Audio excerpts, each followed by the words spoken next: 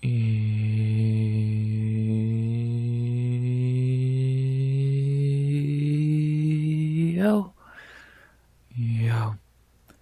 RX back with another breakdown of UFC Vancouver versus Allen. We back with another breakdown over in Canada, that for a card that is good-ish. It's a lot like how the Rio card looked last week, but I think a little bit better. It's top heavy, but the bottom ain't terrible. There's some gems in the bottom, which is something last week's card really couldn't say on paper. Worth like 1 or 2 gems, but this one has some gems underneath. They're spread out, and card could be ordered a little better, but yeah, it's looking like it's gonna be an alright card. Of course, the main event, sadly not Anthony Fluffy Hernandez anymore against Rainier. That changed a month or 2 ago or whatever. But Brent Allen, good replacement. Happy it's not like Roman Dolidze or fucking Paulo Costa or Joe Pyfer. Good main event. Kevin Holland, Jasmine, Drew Dober, Cheeto's back. This is a good card. Matt Frivola. This is a good card. It's fun. It has some gems on it. It could be a very fun card. I'm excited for it.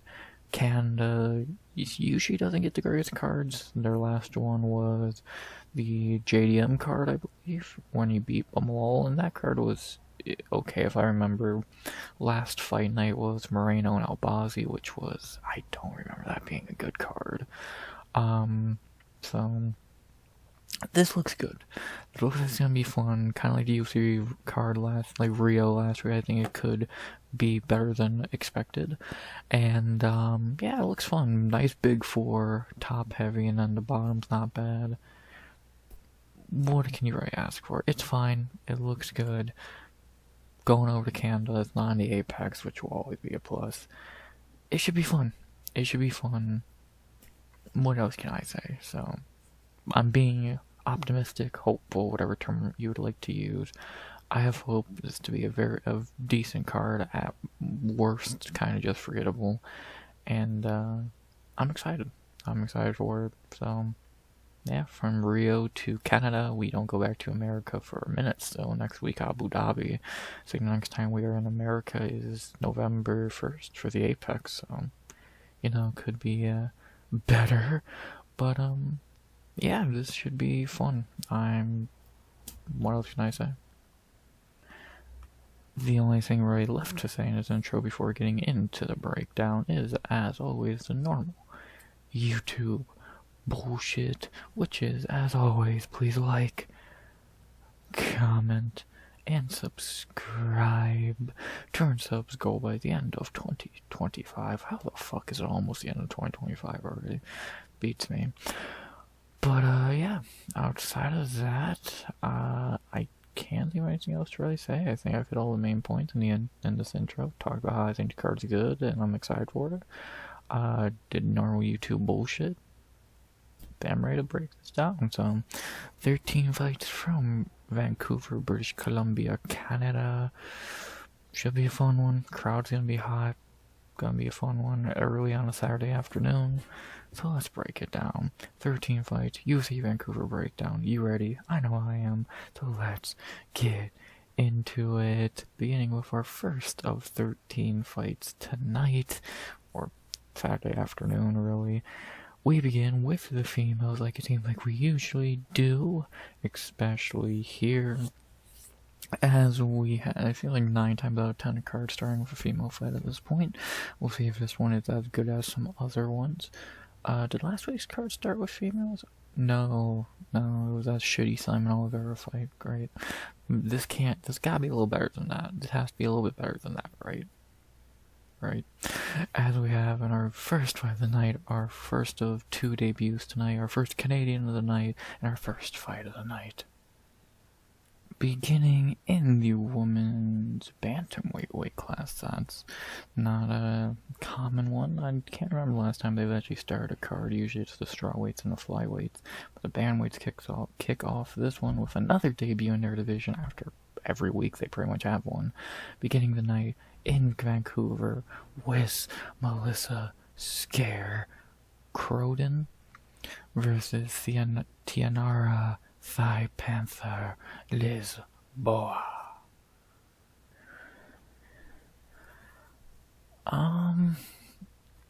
A fight to be in tonight, that's for sure. Can't really call it good or bad because I don't think I know nothing about Croden. Obviously debuting fighter, as I said, so we'll see if she's any good and if the fight will be good or not. We know Lisboa, not really a great fighter, so yeah, this is a fight to begin tonight. Debuting fighter and a division that needs as many fighters as they can get. Another Canadian on the roster. The female Canadians are actually better than the male ones in the UFC for some reason. Let's see if that holds true here. Let's talk about the first fighter of the night, Melissa Croden, the Canadian, making her debut at home. The first Canadian hometown fighter of the night. 6-2, 34 years old. Hey, birthday is a day before mine. Okay.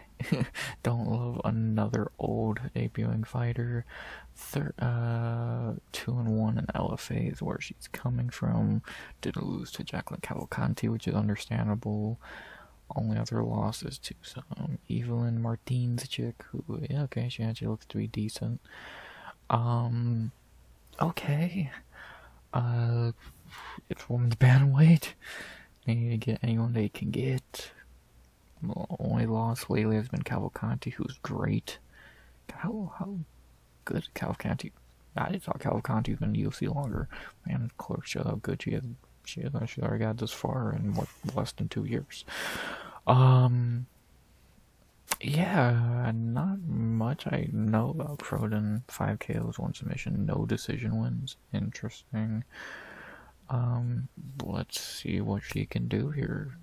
Clearly UFC saw something in her designer. I can take a guess what. Yeah, let's see. Not really a whole lot to say. I've never seen her day in my life before she fights Saturday. Welcome to UFC. Another new bantamweight in that division that need them. Maybe can count out another good female fighter here because they already got 2 great ones. Maybe Croden will be the bantamweight. We'll fucking see. And then for her opponent, the more experienced, Tianara Lisboa, 7-3, also 34 years old. Old ass fight here. 2-1 in the UFC. Her first 2 UFC fights were wins against Jessica Rose Clark and Ravenna Oliveira, who we'll talk about later, funny enough. And her one loss was her last fight against Luana Santos, where she got dominated. Lisboa's not great, to be honest. Her 2 wins, Rose Clark, she dominated, but that's not saying a lot. And then Oliveira, she had a pretty forgettable fight with. Didn't look phenomenal. Santos destroyed her, which I guess is okay, but it's not great. She fought Norma Dumont in her debut, which, okay, that's respectable loss. Valentina twice got beat by her. Yeah, Lisboa ain't great, to be honest. Like, just not really that much I can say. She's just not very great or good. She can fight anywhere, but she's not very good on the feet or on the ground, clearly. Yeah, she's just not great. So, we'll see if she's meant to be a tester here of the new fighters, so we'll see how she does. Just not a whole lot to say about Lisboa, so yeah. The betting odds for this fight have Lisboa the favorite, -160 to +135. So Croden's not good, is what they're telling you. What's the height? She's taller, bigger reach. What the fuck is Warrior Path? Great camp. Um, ugh, I can't say I agree or disagree with the odds because I don't know if they're accurate or not with Croden. Uh, that's gonna be a weird one to pick. I think I'm going to, because I know Lisbo's ass. I don't know if Croden's ass. Give me the underdog. Give me, I think the odds are about a pick 'em at this point. Give me Croden by decision. I don't know if she's good. I'll find out. I know Lisboa ain't good. Yeah, give me Croden by decision. Not really much of a great, like, analysis into that pick. Kind of just a fuck it pick. Give me the hometown fighter. Give me the fighter. I don't know if she's ass or not. Yeah, let's start off with a win for Canada. Give me Croden by decision. Not sure if she's good. We're gonna find out on Saturday. Yeah, give me Croden by decision. Not really much more to say. I'll take the underdog here. Could Lisboa win? Probably, if Croden's not good. But, we're gonna find out. We're gonna find out. I know Lisboa ain't good. We'll see if Croden's good. Give me Croden by decision. Not really much else to say. We'll see. Either it's gonna be a good pick or a bad pick. I'm more than okay with finding out. Oh, give me Croden by decision. Let's get Canada on the board early tonight. They might not do as good as Brazil did last week, but we'll see. And time will tell us that, though. But their record will not be affected in their next two fights. I don't get why these fights get booked on this card, but whatever. As we go to a fight without any Canadians, but still a decent fight, a very good prospect here in this fight, as we have in our second fight of the night at middleweight, our first of many male fights tonight, and one of the better ones on the card, to be honest. This is a pretty decent fight with a very decent prospect I'm excited to see back again against our other debuting fighter of the night. We'll see how debuting fighters do tonight, as we have in our second fight of the night, our first male fight of the night at middleweight, a very busy weight class on this card. We have in our second fight of the night, Azamat Iron Bakoyev versus Usuri Babyface Assassin Blagoria? I don't know. Something along those lines. Alex Pereira's teammate, pretty much.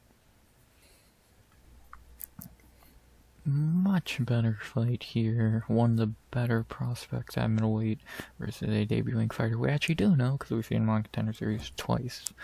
And he's not very good. But yeah, this is a good fight. Very good fight. Probably a little too low on the card. Probably should be higher on the card, but sure. Russia versus the Netherlands. So you know Canada gives a complete fuck about that. Yeah, let's talk about very good fight here on middleweight for our second fight of the night, beginning to talk about the first fighter of the fight, beginning with one of the best prospects in the division, Azamat Bakoyev, 10-3, 29 years old, 2-0 in the UFC. Going into his debut, he was on short notice against Zachary Reese, where he looked great. And then in the second fight, he ran through Ryan Loader even faster. And now he's coming into this fight 2-0, off those 2 wins, both this year, and looking good. This is kind of a switch of an opponent. He was meant to fight Taurus Finney in the Apex a couple months ago. That got changed, and it was obviously Usuri, and then that fight got moved here. So he's been trying to get a fight for a while. Finally gets a fight here. Goes over to Canada. And, yeah, let's see what happens here. Bakoyev looks good, man. His striking is crisp. His power is good. The grappling is decent. He looks to be a well-rounded, good fighter. People hyped him up when he got signed for short notice. And I didn't know what they were signing. They got a good one here, man. They got a good one. He's good. And, very excited to see him back here. Again, one of the best prospects at middleweight right now. Yeah, he's well-rounded, he's good, he's a funny guy, on Twitter he's super funny, so, yeah, let's see what he can do. Good to see him back. See what happens. And then to talk about his debuting opponent, Yusuri Belgori, pretty much, again, better name for him is just Alex Pereira's teammate, because that's all he really is. 8-3, 33 years old, obviously getting a short notice call here to step in to fight Bakoyev. He was on Contender Series twice, one time in 2023 against Marco Tullio where he lost, which is understandable. And then in his last fight, which was Contender Series as well, he beat some little, was he Chinese? Japanese, my bad. He beat up some little Japanese dude who probably had no chance against him. Didn't get a contract because he's just not that impressive or good. And no, but he did get a short notice call eventually, so for whatever that's worth. In his 2 Contender Series fights, I've seen nothing of Yusuri worth, like, talking about highly. Like, he's tall, about it. Like, he trains Alex Pereira, that's a plus. He fights nothing like him, he's not 1% as good as him. Like, he's just a tall kickboxer. I don't think we've seen his grappling at all, and obviously we probably won't hear. His striking is yeah, he's just not very good. I just don't think he's very good. And, yeah, like, not really sure what I'm meant to say again. Outside about being Alex Pereira's teammate, what am I really meant to say about Yusuri? He's looked below average on Contender Series, and he probably shouldn't be here, but it is a short notice call, so I'll give him props there. Yeah, he's just pretty mid. So, yeah, pretty simple. The Bangouts first fight agree with me, having Bakoyev minus 275 plus 225. Yeah, Bakoyev could be almost minus 300. I'd say minus 290, where I'd put him. He should win this. A lot of people are trying to make a case for Yusuri being the pick. He's not. Unless he runs away and stays at range for 15 minutes, I don't see him winning this fight. Bakoyev is just better. Like, his striking is good. If he really wanted to, he probably takes this fight down easily and win. Yeah, but Bakoyev's good. Yusuri, I have not seen anything great from him in the 2 fights I've seen. So, give me Bakoyev by knockout in the first. He should win this fight. He just seems like the better fighter. Like, again, could Yusuri pull off the upset? Sure. But I just don't think he's that good. Again, one of your achievement is training with Alex Pereira. That's about it. So, that says a lot. So, yeah, give him Bakoyev knockout in the first. Dude's really good. He should win this fight. Yusuri was a mid on Contender Series. No reason he would look any better here. And, hell, he already lost one of the best prospects in the division, Tullio. Why not another one? Bakoyev knockout round 1 is the pick. Pretty confident. Not much else to say. Bakoyev knockout in first. Let's see him go 3-0 in 2025.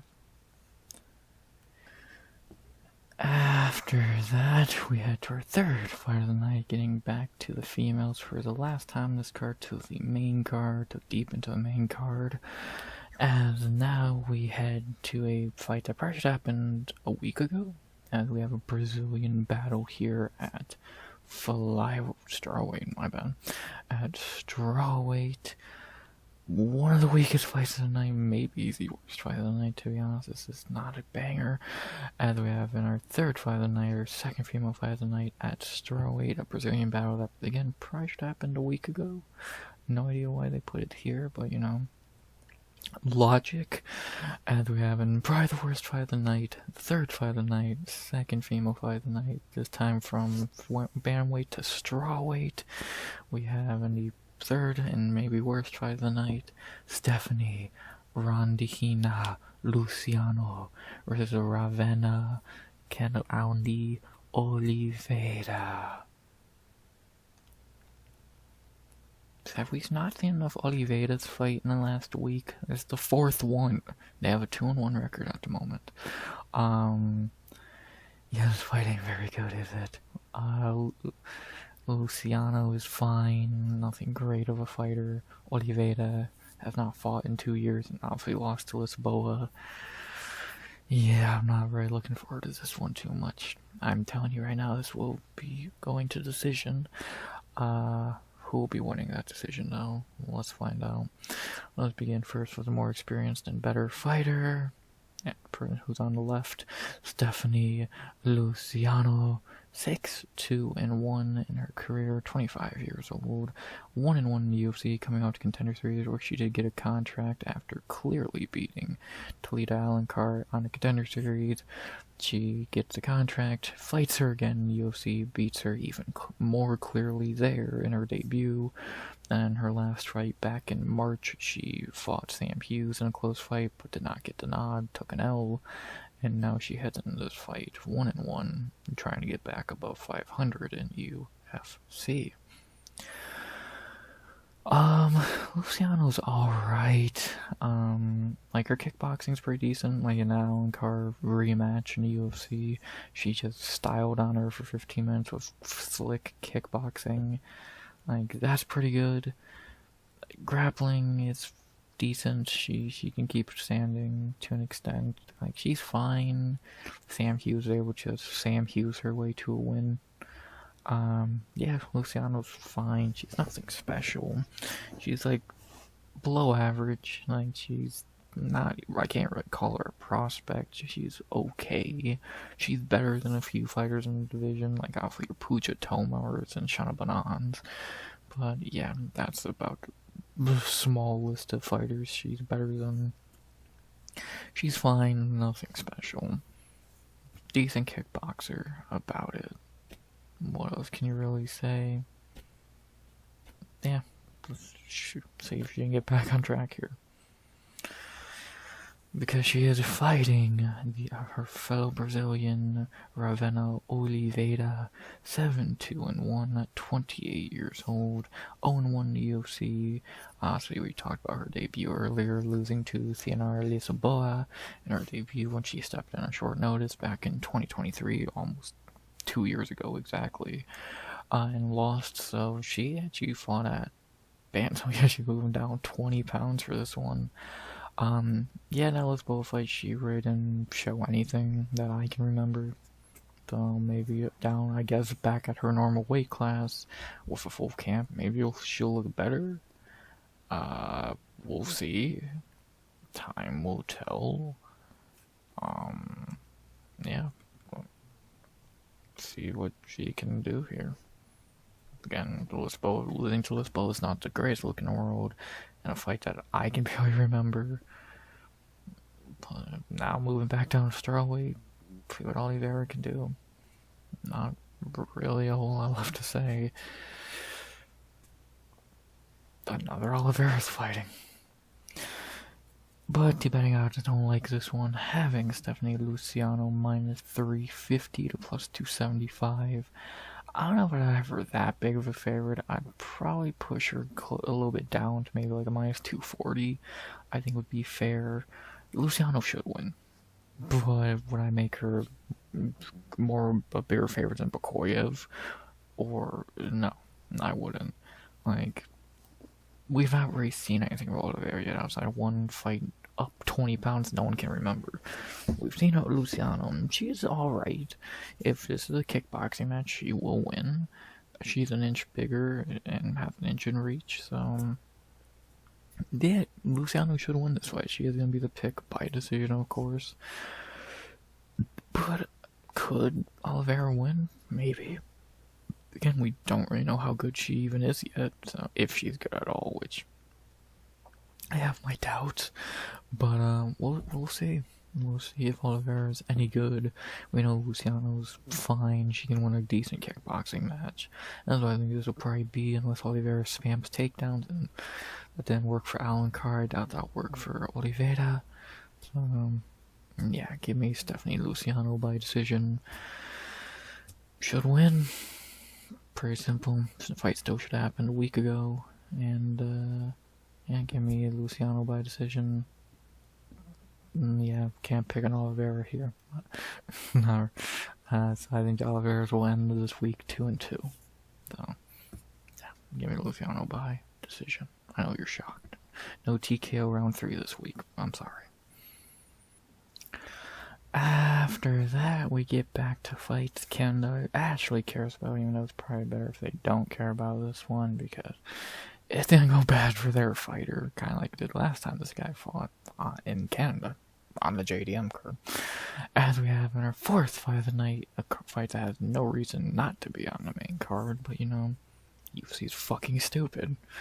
An American and a Chinese dude are on the main card, but not a Canadian in Canada. Sure. As we have in our 4th fight of the night at lightweight, one of the better fights of the card, one I'm very excited for, because when you see this man on the card, you're be excited, because you know it's going to end quickly, and usually lately it's been him getting finished, but I think his roles will be reversed here, as we have in our 2nd Canadian fighter of the night, our 4th fight of the night, back at lightweight, for the only time tonight, I believe. Yes, or one of 2 lightweight fights on this card. This one better than the one on the main card, funny enough. As we have in our 4th fight of the night, getting back to the Canadians with Kyle Killshot Prepelic versus Drew Dober. Yeah, I don't think I need to waste much of your time here. Drew Dober knockout in the first layup. Not to lock the night, because I do think someone else on the prelims is safer, because we all know Dober could find a way to get himself knocked out, but yeah, he's not going to. This is a layup for Dober. Prepelic is ass. If I already know what people are going to say, he looked good against Benoit. Yeah, that's because Benoit's on the knee is garbage. So, Drew Dober knockout in the first, pretty simple. Not much to say. Minus 500 almost, as he should be. It's Drew fucking Dober. You love him. We all love Drew Dober. Let's see him take knockout record. He's tied with Poirier right now at lightweight, so let's see him take that record finally. Easy win here. Break his losing streak to actual good fighters, or Manuel Torres. And, yeah, Drew Dober knockout in the first. Simple. Not much to say. I'm not going to waste your time, there's no reason to. After that, we again get away from the Canadians again for another 2 fights. You know, they're going to love this card. For another fight that probably should have happened last week, but you know, logic. As we have in our 5th fight of the night, going back to middleweight again, for not the last time on this card, but maybe for the worst time on this card, because this is a weird one to say the very least. As we have in our 5th fight of the night at middleweight, our first of 2 weight class changes on this card. Beginning with our 5th fight of the night at middleweight, one of the weakest fights of the card. No idea how it's so high on the card, or why it's even on this card, not last week's. We have Danny, left hand to God, Barlow versus D. Jordan Shakur Santos. Another fight that could have just simply happened last week. Yeah, this is not a good fight. Barlow coming off getting fraud checked. Santos off losing his debut to Ozzy Diaz. Banger. Can't wait. Let's get it out of the way. Beginning with the new middleweight, moving up from welterweight. Good idea. I don't know. Danny Barlow. 9-1, 30 years old. 2-1 in the UFC, coming out to Contender Series where he looked good. Then in the UFC, he started off 2-0, destroying Josh Quinlan, and then having a piss poor fight against Nikolay Veretinnikov. That's when the problems definitely started to show, and then in his last fight he got destroyed by Sam Patterson, kind of showing, opening up how good Sam Patterson is, and how bad Danny Barlow is. So, yeah, yeah, not shitty welterweight career, now moving up to middleweight, and good or bad, we'll see. He hits really hard when he actually does decide to throw, unlike the Veretinnikov fight.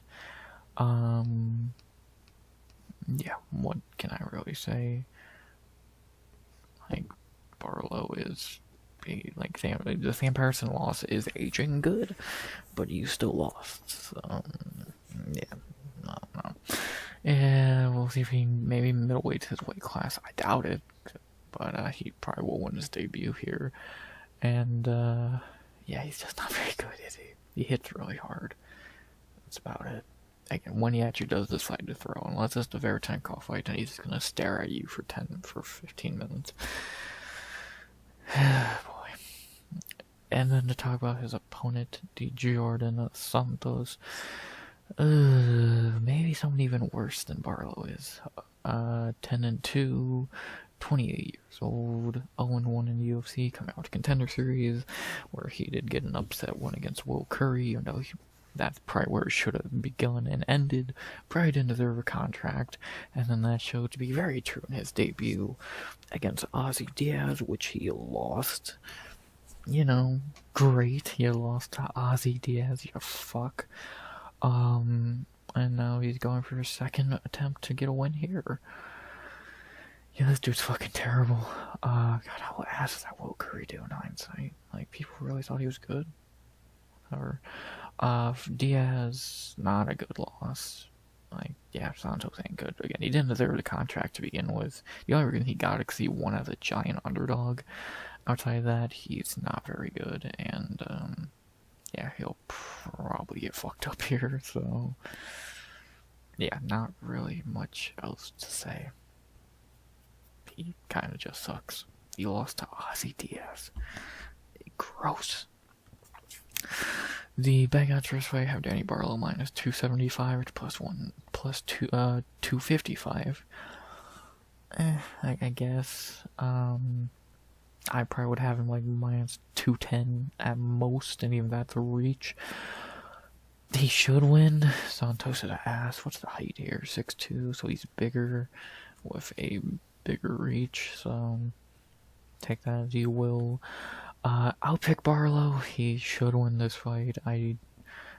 Santos' ass. Not really sure how Santos will win this fight. Let's see, grappling? But I don't remember seeing Santos do a lot of grappling, so I don't know, we'll see. Give me Danny Barlow by, we'll say, knockout in the first. Santos is a joke, and Barlow should probably be able to clip him and knock him out, I would imagine. Oh, not as drained as he was at welterweight, I guess. I don't know, I'm reaching for anything. Barlow knockout in the first. He should win. I still think he sucks, but he should win. Not really much else to say. Shit fight. Shit fighters. Barlow's probably better. He should win this. Santos is terrible. That's about that. Not really a whole lot left to say there. After that, we get to our co-main event of the prelims, and my opinion, the easiest fight on the card to predict alongside Drew Dober. Both are pretty much tied for that honor, but yeah, this one is pretty damn easy as well. As we have in our co-main event, the prelims at flyweight, a fight I won't say should have happened last week, so I actually do think this is a good fight, so it's fine to keep on this card. As we have in our co-main event, the prelims at flyweight, I don't think in top 15 anymore, but still a big top 20 fight. We have Bruno Bulldog Silva versus Peace of Mind Hyun Sung Park. Yeah, not a whole lot to say here. I think this is a super predictable fight. Doesn't really need a lot of in-depth talking points, so let's just get into it real quick. We'll begin with the more experienced Bruno Silva, 14-7-2, 35 years old, 4-4-1 in the UFC. His 4 wins in the UFC were all in a row. JP Buys, Victor Rodriguez, Tyson Nam, and Cody Durden. Decent wins. Nam and Durden were really good wins. All got bonuses for those. Good shit. His losses have been David Dvorak, Takeru Ulanbekov, Mel Kopp, and Joshua Van, and he had a draw or something overturned of Khalil Taha. And he was on The Ultimate Fighter back in the day, even crazier. Yeah, Bruno Silva was washed at this point if he was that good to begin with. Durden and Nam are good ones outside of that. And he just hits really hard. Like, his cardio's ass. Like, Bruno Silva's just not a very good fighter at this point.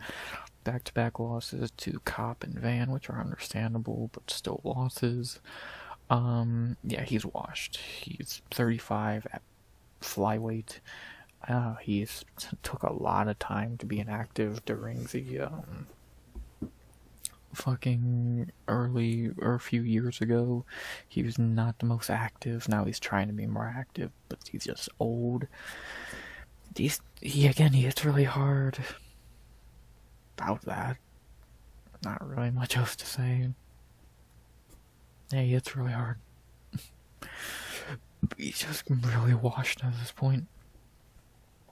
And then for his opponent, Hyun Sung Park, 10-1, 29 years old, 3-1 in the UFC, coming off winning the road to UFC, beating Sung Guk Choi.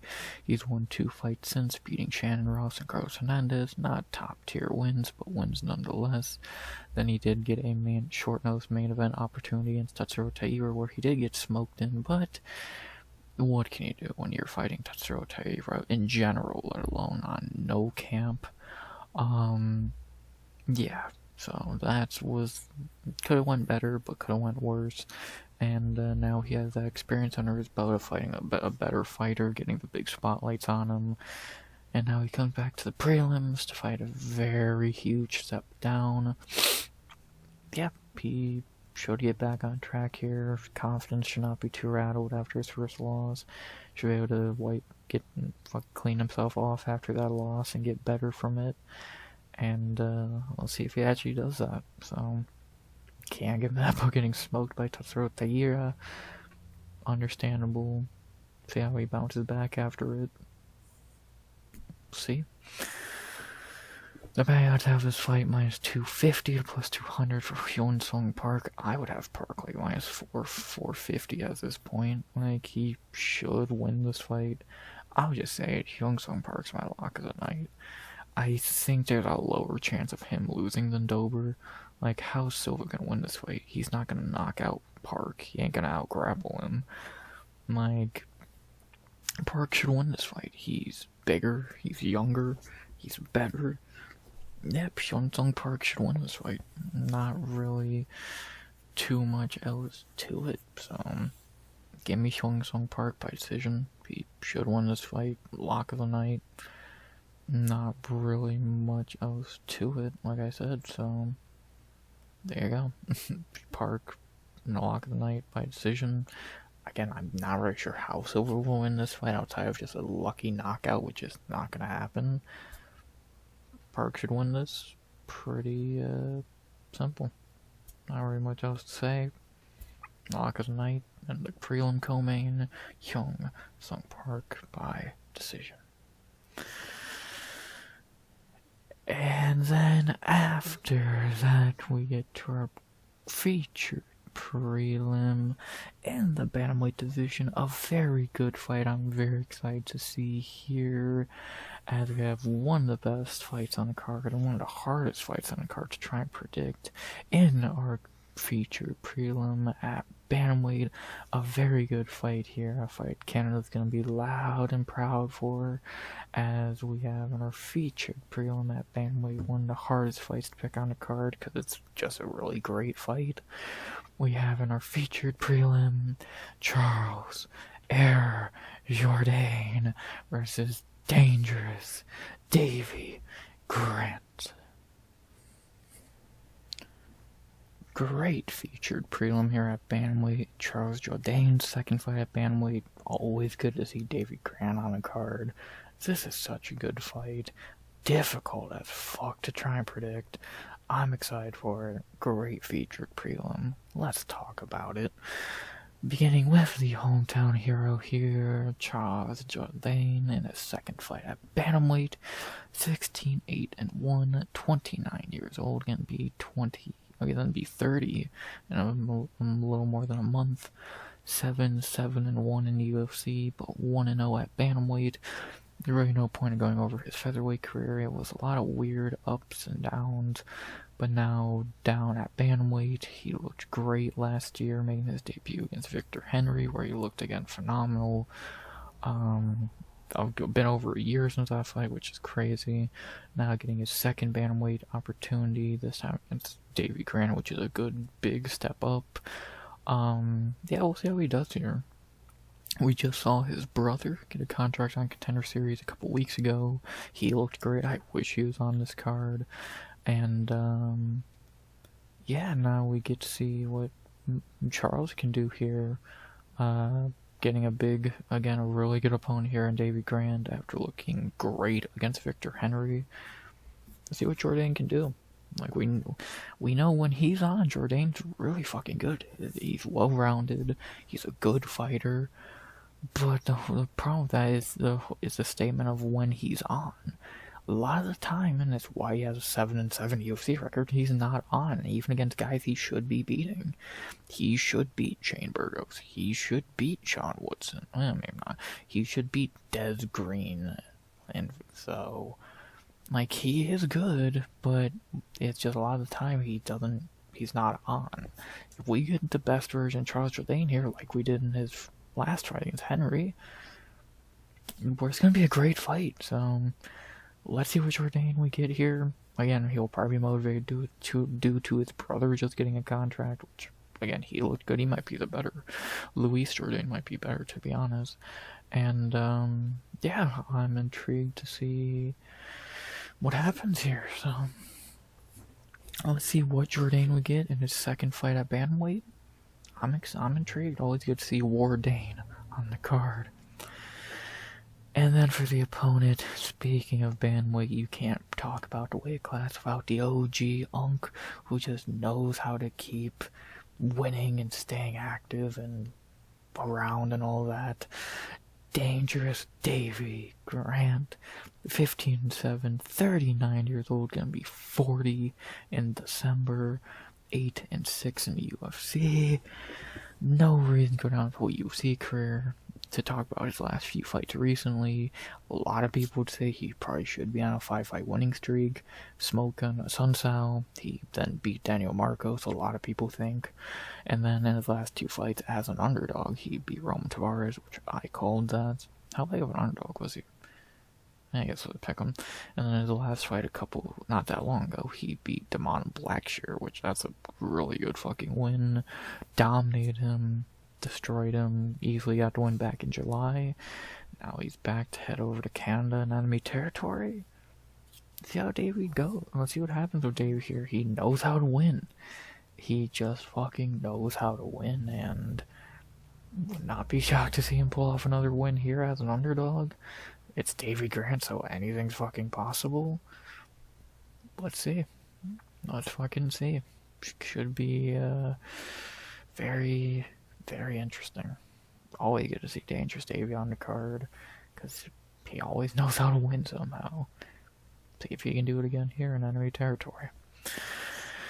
The betting odds say he won't, having Jourdain minus 145 to plus 115. I think the odds might have got closer since then.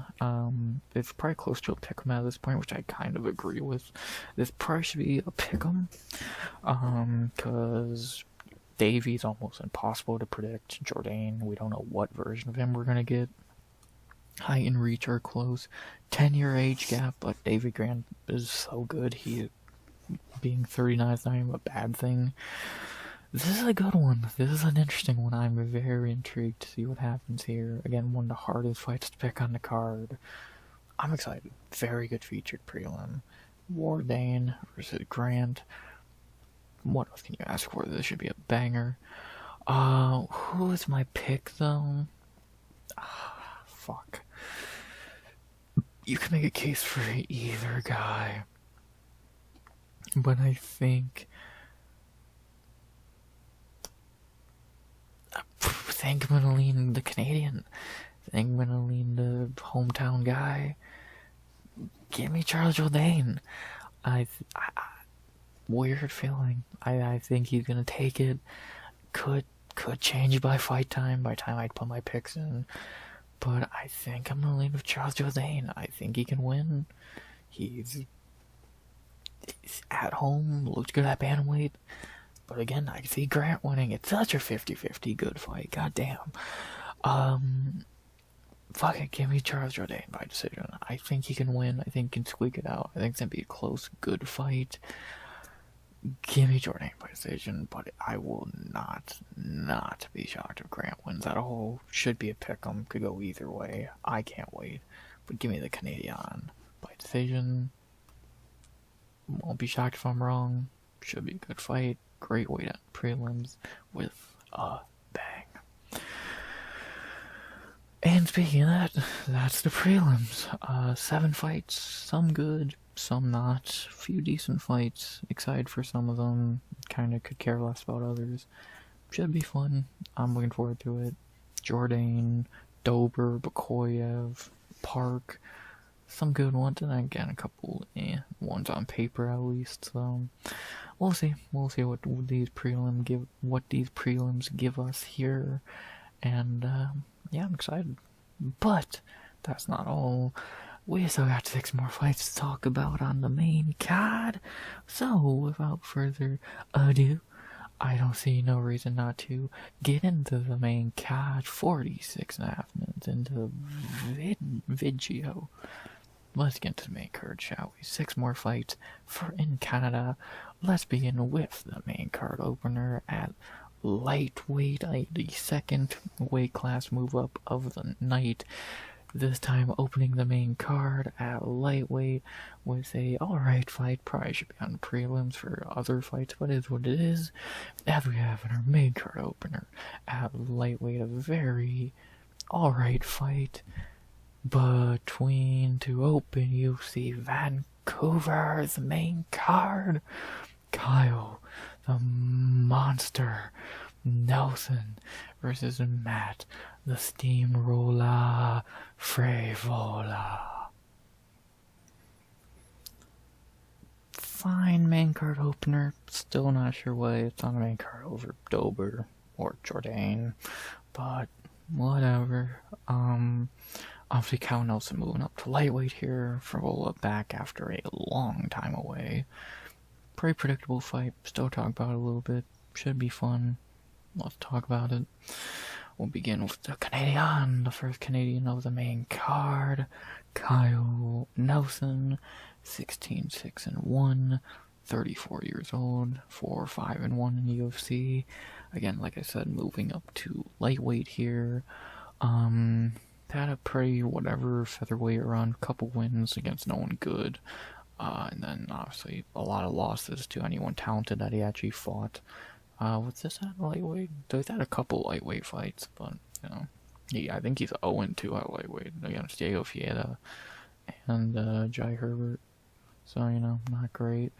But Kyle Nelson's just not great in general. He's just not a good fighter. People really thought he was good at one point. I don't know why. He's not good at all.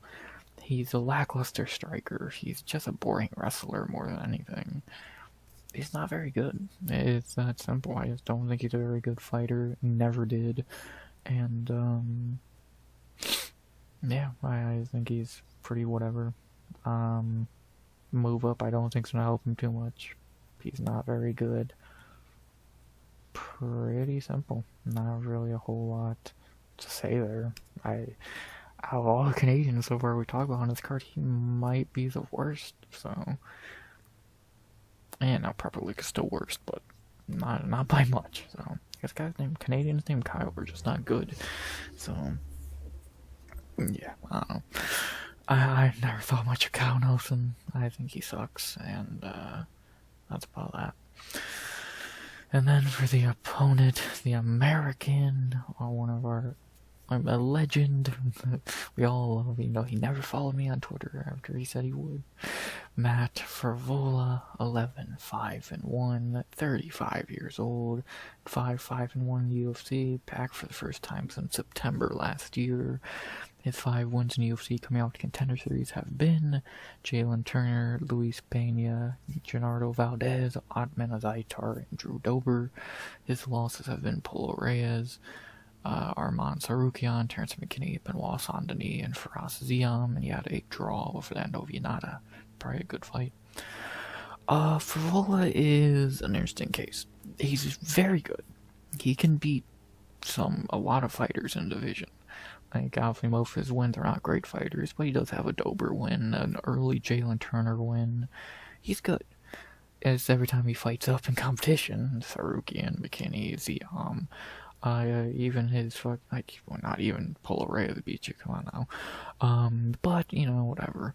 He's kind of falling short, and especially I get for the Polo Reyes one, he has a shit chin. His chin's complete glass. If you tap him hard enough, you'll knock him out easily. He's not his chin has just given up on him so many times in his career, and it's a big reason for most of his losses, so... he's talented, he had good power, he has wrestling, he's a well-rounded good fighter. But that chin has just always been a problem, man. Now getting older, it's not getting better. That vicious Ziam knockout, which, fuck, if I know how he bounced, don't know how he only needed a year off after that. Jesus Christ. Yeah. If his chin holds up, he's good. But that's always been the if his chin holds up, and usually it doesn't. But it's good to see him back. Took time off. Good to see him back. Needs a win here. Probably will get it. He's good. He's pretty good. Again, who doesn't like to steamroll a good guy? Again, he never followed me on Twitter after he said he would. Asshole. And, yeah. Good for Favola. Good to see him back. After a year, got some time off. 35 now from the Ray Longo camp. But don't worry, he actually knows how to strike. I guess he learned that beforehand, because we know they don't teach anything in that camp outside of grappling. Yeah, let's see what Favola can do here after a year break, giving his chin time to hopefully recover a little bit after that vicious Ziam loss. Let's see how he does here. The Bayon's first fight say he's going to do good, having him the favorite -135 to +115. Might be outdated. I forget if he's the one up in the favorite or is the pick'em at this point. I don't remember. I think he should go up at the favorite. He should be like -180 or something. He should win this fight. Kyle Nelson does not have good power, and Favola is the better striker. He's 2 inches shorter, same reach. Like, Nelson's normal game plan of grappling probably wouldn't work here because Favola can grapple. And on the feet, Favola is the better striker. Yeah, Favola should win this fight. Nelson could, I guess, clip him and finish him.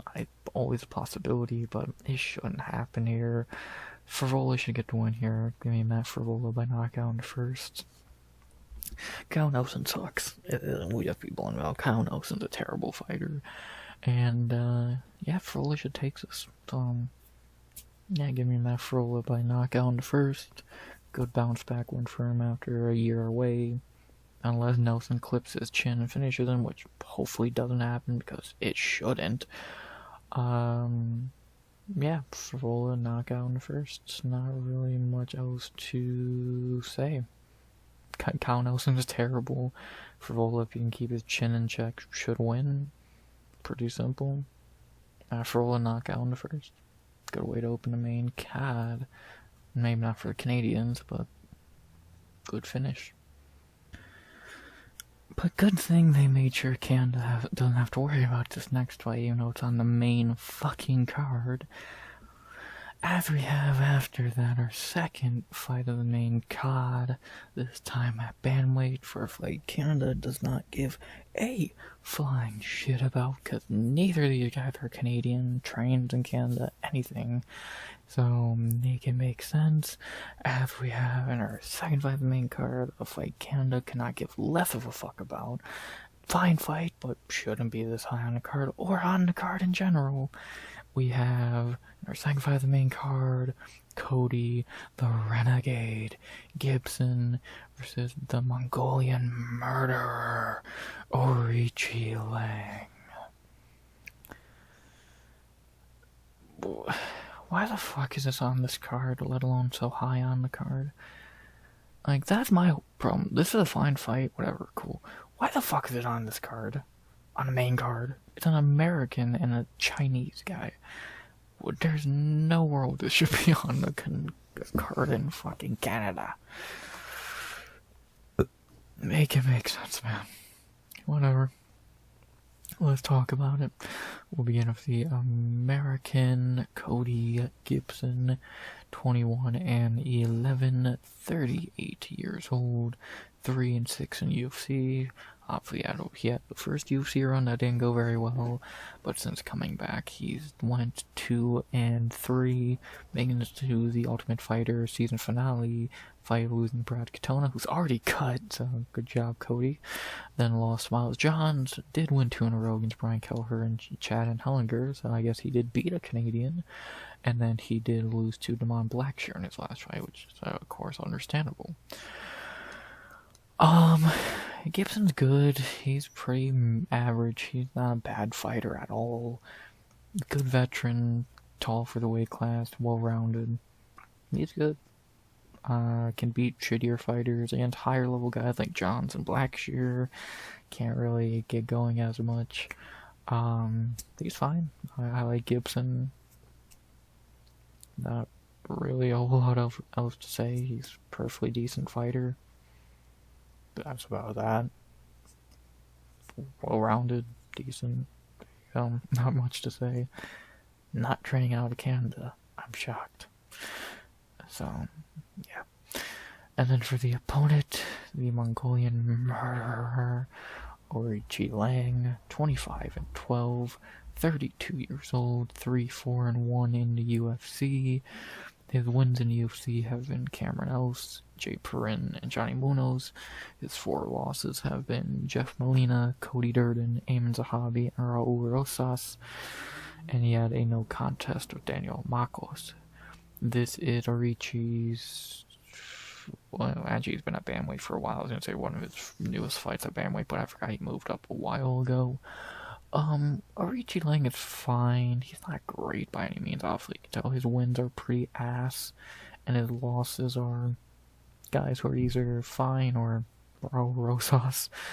Yeah, he's not the greatest. He's very below average. Again, he can beat shit fighters, but he's probably not going to beat good fighters. He's fun, at least. Yeah. He's a good striker, got good power. Chin's a little weak, grappling is alright. Yeah, and he's fun. That's about it. Yeah. Again, he can beat shit fighters, has lost to every fighter who has a little bit of talent that he's fought in the UFC. Yeah, he's perfectly meh about it. The betting odds for his fight are pretty much a pick'em. I believe they still are. I'd have Gibson like minus 145, 150. He should win this fight, I would have to say logically. But, you know, I guess there's a possibility that he could lose. We'll see. We'll definitely see. It's a good debate to be had if anyone gave a shit. Yeah, I'm gonna go Cody Gibson here. He's bigger, more experienced, I think better. Could Orichi Lang finish him? Yeah, but I'm gonna say Cody Gibson by decision. I think he should be able to get the win here. Yeah. Give me Gibson by decision. Yeah, not fine fight. Again, should be on like an Apex card more than a Canada card, but whatever. Give me Gibson by decision. Close fight. I get why it's a pretty close fight on the odds and picks, but I think Gibson's a little bit better, so give me Cody Gibson by decision. Should be fine. Doesn't make any sense on this card. There you go. But finally, after that, we get to the big 4 fights finally beginning with the best of the four, really. Should be the main event, if we're being completely honest, but bare minimum it should be the co-main, but UFC's a fucking idiot. So it's the beginning of the big four. Dumb, I know, whatever. As we have to begin the big four fights with the best of the four, really. Again, could be the main or co-easily, and it should be. But whatever, a top 5 fight at women's flyweight. Winner, if depending on who wins this, could either be a good bounce back or a title shot earning win. As we have in our third fight of the main card, first of the big four, and should be higher on the card if not the main event, we have Manon the Beast Fiorot versus Jasmine Jazz the Fishies. Oh, I'm hyped for this one. Manon defending her ranking against Jasmine, the best Canadian fighter they have right now. This is gonna be good. This is gonna be a good fight. And could probably be the main event easily. Probably should be, but bare minimum it should be the co-main. But UFC's stupid, so it's this. So it's on this portion. Great, it's in this spot. Yeah. Whatever. Let's talk about the fight. Beginning with Manon Fiorot, 12-2, 35 years old, top 5 in the division, I think number 3 or some shit. 7-1 in the UFC, went on a long winning streak en route to a title shot, beating Breno Silva, Tabitha Ricci in her debut, Samanora, Thug Rose, Blanchfield, and then she fought Valentina, looked subpar, and now she's here. Very shit performance against Valentina, even though you can still make a case she could have won that fight. That's just how ass Valentina is. 35 years old. Manon's kind of overrated, if we're being honest. Her striking's alright. Her grappling's cardio is awful. Yeah, she's not great, if I'm gonna be honest. Valentina exposed you. That should say enough as is. Yeah, she's not great. That's about really all I can say here. Yeah.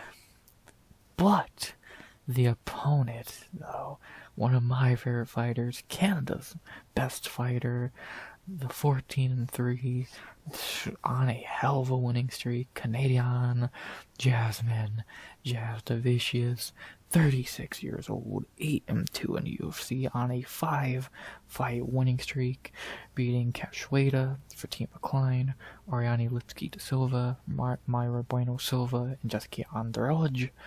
I think this is for a fact she's the most active female fighter.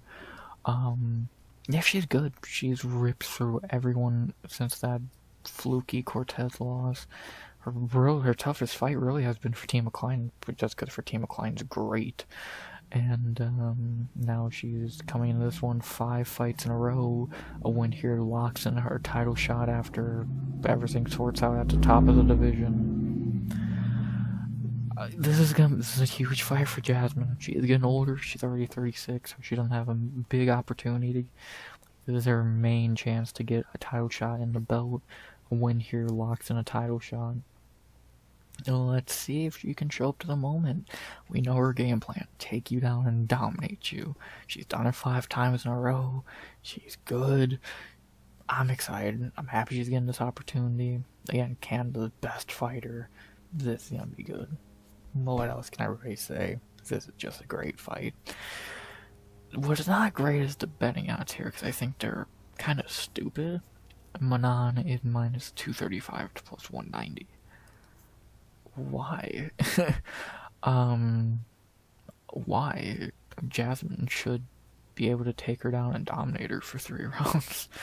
Like, and I know the obvious thing there is, but Erin Blanchfield couldn't. Jasmine's way better than Erin. So, if that's your whole thing, it's like, Valentina took Manon down. I don't want to fucking hear about fucking any bullshit, how Jasmine couldn't or can't or whatever. So, Jasmine should take her down and win. I'm picking Jasmine Jazz the Vicious. Is it a bit biased? Yes. Do I actually think she will win this fight?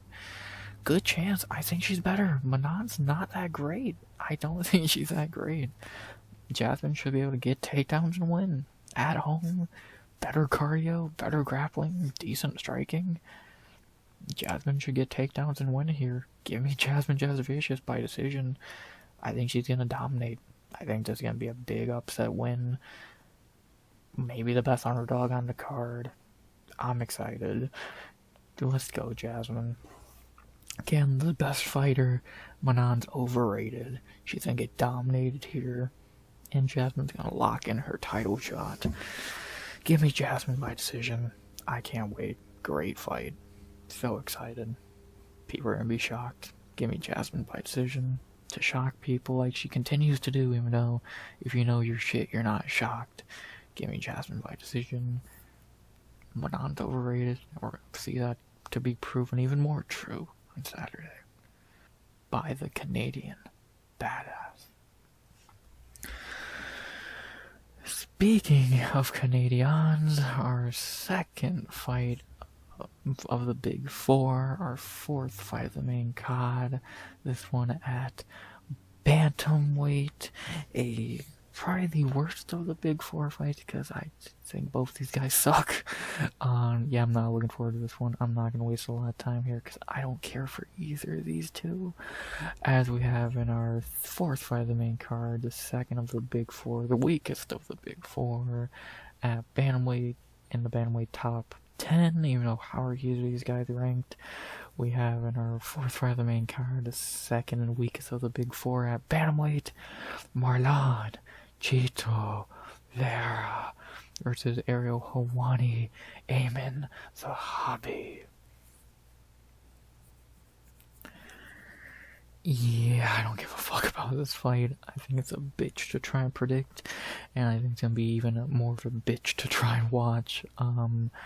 Yeah, not really looking forward to this. Cheeto back after a long break, after back-to-back bad L's to O'Malley and Figgy. Amin coming off the Jose Aldo loss. I'm not wasting much time here. I don't care who wins this fight. Neither of these guys are gonna do shit in the division. Cheeto's already proven he ain't. Amin lost to Aldo. Yeah, this is not a great fight to say the very least. I don't know which way to lead with this one.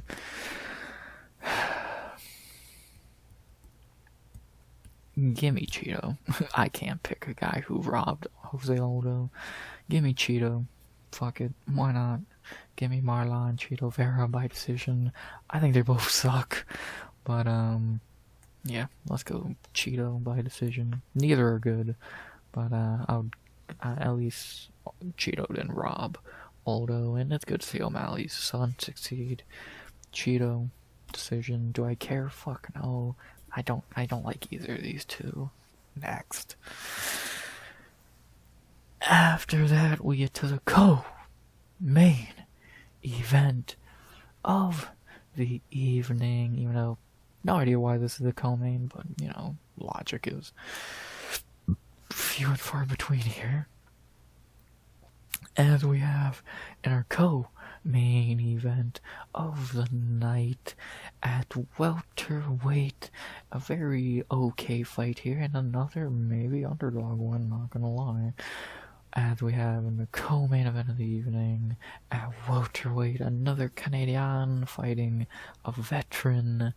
We have Kevin, the Trailblazer Holland versus Mike Proper Malott. Decent co-main here, even though it is a guy who's extremely inconsistent versus a guy who's just not good. So, you know, great. No, this is a good co-main. Always good to see Kevin Holland. Still, this should not be the co-main. We know what should be, but yeah, good to see Kevin Holland. Always, never gonna complain about seeing the Trailblazer on a card. So, yeah. Let's talk about it. Not gonna go in depth on Kevin Holland. You know Kevin Holland at this point. 2-2 in UFC, or in 2025 in UFC. Lost to Ranier to begin the year.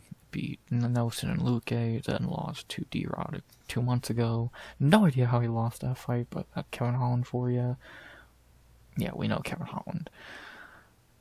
Then for the opponent, the hometown kid, Mike Malott. 12-2-1, 33 years old, 5-1 in the UFC, coming out to Contender Series, where he got the win, and now in UFC he has beat Mickey Gall, Johan Lainus, Adam Fugit, Trevin Giles, and Charles Radke, losing to Neil Magny, getting fraud checked by him halfway through. Yeah, my watch terrible. I really don't care what people say. This guy's not good. His wins are what? Garbage? Garbage? Not good? Shit. Trash. Great. Your best one's Adam Fugit. Congratulations. And you got fraud checked by Neil Magny, which is just common courtesy at this point. Yeah, Mike Walsh terrible. I don't know what people see in him. His striking is eh. His grappling is eh. His cardio is awful. Yeah, he's not good. I truly don't know what people or the UFC sees in him outside of being Canadian. He's not good, and yeah, he's just not good. I can't put it in simpler terms.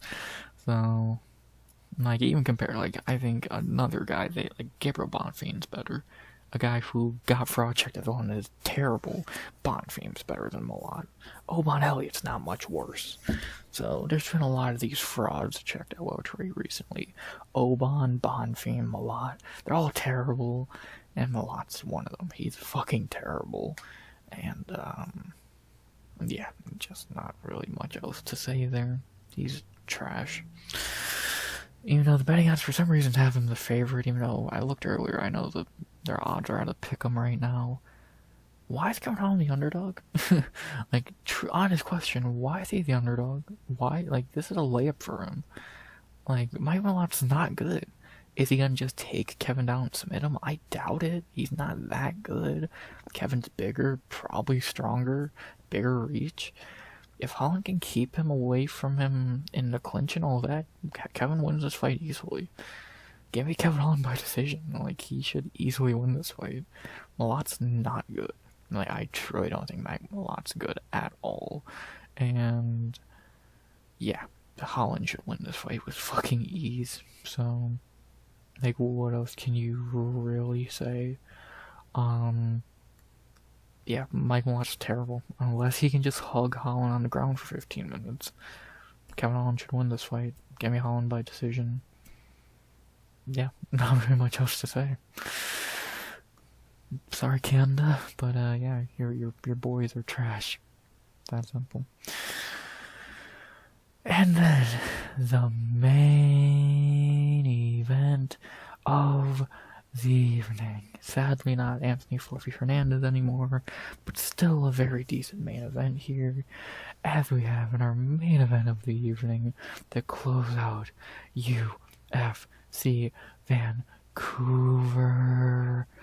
We have a middleweight, a short nose replacement, but it's still a good fight nonetheless, as we have to end the night in Vancouver at middleweight with a big fight where the winner will get the title shot against Hamzat in 2029.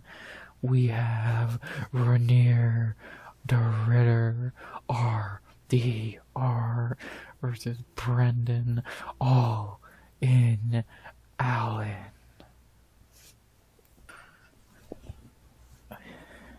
Good main event. Again, sadly, it's not Fluffy and RDR, but Brendan Allen's a good replacement. Could have been worse. Could have been the Lids or some bullshit.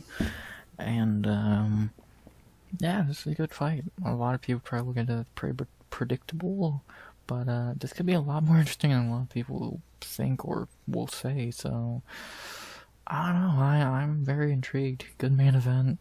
Not as good as Fluffy, but still very good. I'm excited. Let's talk about it. We'll begin with the favorite, Ranier the Ritter, 21-2, 35 years old, 4-0 in UFC all this year. Hell of a rookie year.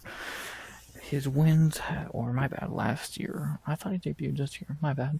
But over the last year, he has beat GM3, Kevin Holland, Bo Nickel, and Robert Whittaker. Up and down performances. Looked good against Bo and Holland. Looked terrible in GM3 and Whittaker. He is good, but he's also not at the same time, if that makes sense. His striking's alright, his grappling's good. And then he starts to gas and he becomes a shit fighter. He's really good and really not at the same time, if that makes any fucking sense. So, like, the striking's good and the grappling's good when he's not gassed, but that cardio's terrible and that's gonna fuck him eventually. That cardio's really gonna fuck him eventually. So, he's good, but there's definitely holes in his game. Even in the Whitaker fight, we saw that. Let's see how he does here. He is a very talented fighter, but that cardio can just really fuck him up. But he's good. Very good. And then for the short notice replacement, Brendan Allen, 25-7, 29 years old, gonna be 30 in December, 13-4 in the UFC. Now I can go down his whole UFC career, just go what has happened lately. He went on a long winning streak, not the greatest one in the world, but wins are wins. Then he took a few losses to some boring Can and Anthony Hernandez. Then he got back on track with a win against Marvin Vettori back in July. Allen's good. When Allen is on, he is really fucking good. I still think he can be a top middleweight. It's just he's not on a lot of the time. And these two losses, he was not on. But when he shows up, like the Vettori fight, Paul Craig, Muniz, Silva, etc., he's really damn good. His striking is decent. His grappling is great. Like, he is a very good fighter. But again, he's so inconsistent. It's like, it's annoying to watch him fight sometimes. In a fight where he should easily win, he shits the bed. Like, Fluffy had no chance against Fluffy. But, like, to see a dude who is as good as he is just consistently flop, it's like, come on, man, do better. So, I think he's good, but what Allen, it kind of like the same thing with Jourdain and a few other fighters. What version of you are we getting here? Are we getting the best version who can be really good? We're getting the lazy, not great version that is hard to watch at times. I don't know. I'm intrigued to find out. Let's find out on Saturday. We know what we're getting with him, kind of. Let's see if we get the best version of him. Betting odds say we won't, and they have René de Ritter minus 210 to plus 170. Yeah, I get de Ritter being the favorite. I would have him minus, I think those odds are perfect, almost 210, 200. He should win this fight. But am I going to say Allen winning's impossible? No. I really don't think Brendan Allen winning is impossible. I do see a world where he could win late. Allen is probably the better striker. Allen has better cardio. If he can survive the first few rounds, not take too much damage, let's say by round 3, round 4, round 5, where Renier is gassed as fuck like he was against Whitaker. Not saying Allen's not going to be super gassed, but at least he's not 60-year-old Robert Whitaker. Could he pull off an upset? I think he could. Is it likely? No. It's super unlikely. But I'm not saying it's impossible. If Allen pulled off the upset late in this fight, would I be shocked? Not one fucking bit. I think it's a huge possibility. If a 60-year-old Robert Whitaker can almost knock you out late into a fight, what will a guy who's younger, who would beat Whitaker right now, what is he gonna do? I'm intrigued. I'm very intrigued. So, I'm still gonna pick Renier. I'm still picking de Ritter. But could Allen pull off the upset? I think it's completely possible. I think it's a possibility. So, give me Renier de Ritter by decision. I don't think he's gonna get a finish. Maybe, but it's unlikely. Give me Renier by decision. I still think he's gonna win. But I don't think it's gonna be as easy as people think, and I don't think it's a for sure lock like people think. So, give me Renier by decision. Good main event, good fight. Could end in a lot of ways. Could spring an upset here. I'm excited. Still gonna go Renier. Cause I think we know what he's good. He's very good. But in a 5-rounder, late into a fight, can Renier survive and win? Or if it gets that far, we're gonna find out. Give me Renier by decision. Man, did he get lucky Fluffy pulled out, because I was super confident Fluffy was gonna beat him. And, yeah, Rhaenyra by decision. Should be good. Don't be shocked if the upset happens. Not gonna say it for sure, but I think there's a 55% chance it could happen. Again, unlikely, but if they fight 10 times, Allen could maybe pull it off twice, 3 times. Let's see. I'm excited. Give me Rhaenyra by decision, though. I won't pick the upset, but I won't be shocked if it happens. But I'm going to stick with the favorite. Give me Rhaenyra to Ritter by decision to end the night with a W, which he was not going to get a fluffy state in the fight, but now he will more than likely. Give me Rhaenyra to win, to end a great, hopefully great night in Vancouver.